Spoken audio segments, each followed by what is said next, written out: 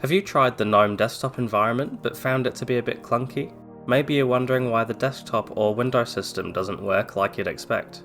Or you don't like how you can't just minimize a window.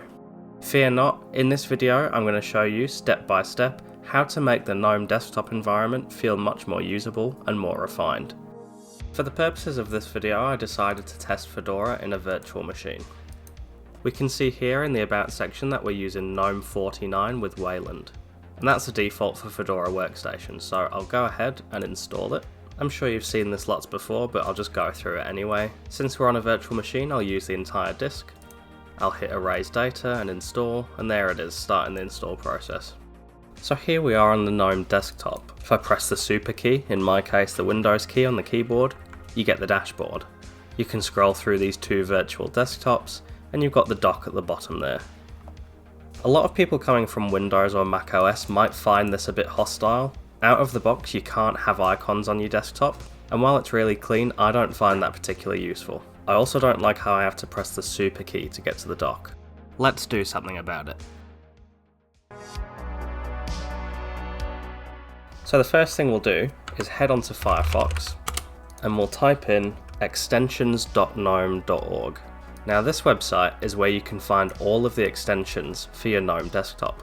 And the first thing I'll do is address that desktop icons issue. We can do that by searching desktop icons. First you need to find this extension here called Desktop Icons NG by Rastersoft. And then go up to the button in the top right here that says install, and we get the Fedora pop-up asking us if we want to continue. I'll hit install, and there we go. Magically, desktop icons have appeared. And it really is as simple as that. Everything you want to customize on your GNOME desktop is done via this web interface here. I'm going to right click, select desktop icon settings, and I don't want the bin icon there, so I'll get rid of that. In the settings pane here you can change a number of things like icon alignment and what size you want your icons to be. The next thing I'll address is that dock situation. I quite like having the Mac OS style dock at the bottom of my screen. So for that we can use an extension called Dash to Dock. And it's this one here by Michelle G. Same thing, hit the install button, install again, and again the dock just appears at the bottom. That's it. Now that we've done that, you might want to customize the dock. You can see here on the page there's a blue banner that says install browser extension. Doing that lets us customize the extensions using this page.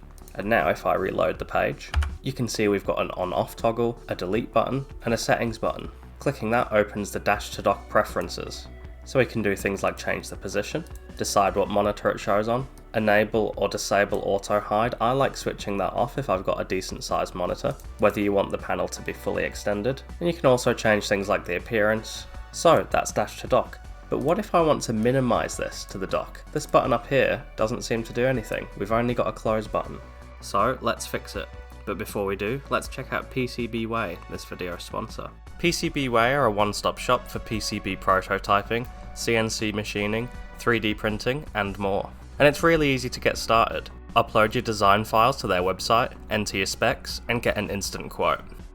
And right now, PCBWay are running their 3D printed mascot design contest. The judging criteria is mainly based on creativity and originality.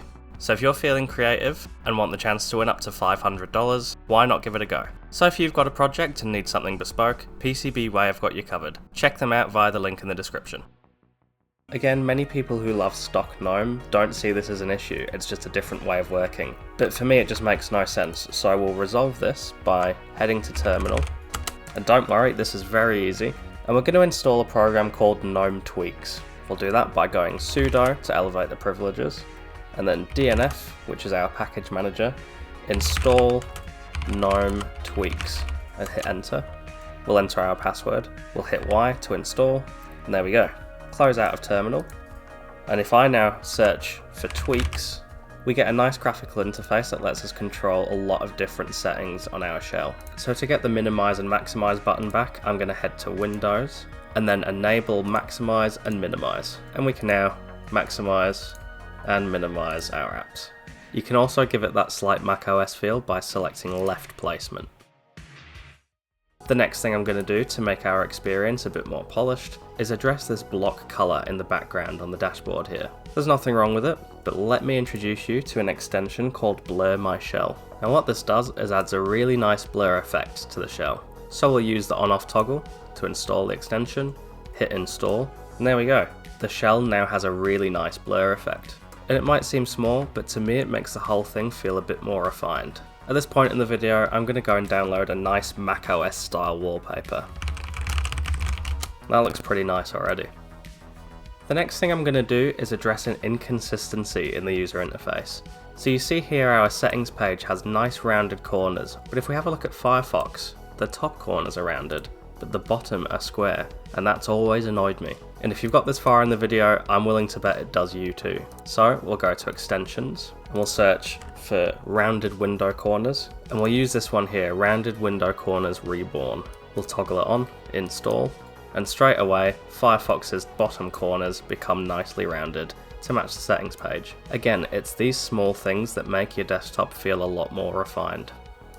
The next thing I'm going to do is a bit macOS liquid glass inspired. This top panel here has a nice blur, but I reckon we can make it nicer. I'll go to installed extensions, and then in the settings for Blur My Shell, change the blur type to dynamic, and then I'll increase the brightness to about 80, and then we can play with the blur intensity. But you can have a play with this to find your exact preference. With this wallpaper, I've gone for a blur intensity of 5 and a brightness of 0.87. In the dash settings, I've also changed the background style to light, so that when you go into your dashboard, you can see the nice outline around the dock there. So I think this is already looking pretty good. We've restored icons to the desktop, something that I think should be enabled out of the box, and we've also added the minimize and maximize button on the windows. Again, something I think you shouldn't need to do yourself. We also have the nice dock at the bottom, and we've had a play with the blur settings. You could stop there, but I'm going to take it a couple of steps further. I'm going to skip over this section a bit because it really does need to be a whole video. But what I did here is follow a guide on GitHub to install the MacTahoe theme. This included Apple icons, fonts, and lots of highly custom blur settings that make the whole thing feel very macOS. It's quite the rabbit hole, but in my opinion worth it if it makes you happy. And once it's set up, you can forget about it. After I followed the tutorial, which you can find in the video description, I was left with this desktop, and I really love it. So I'll leave it there.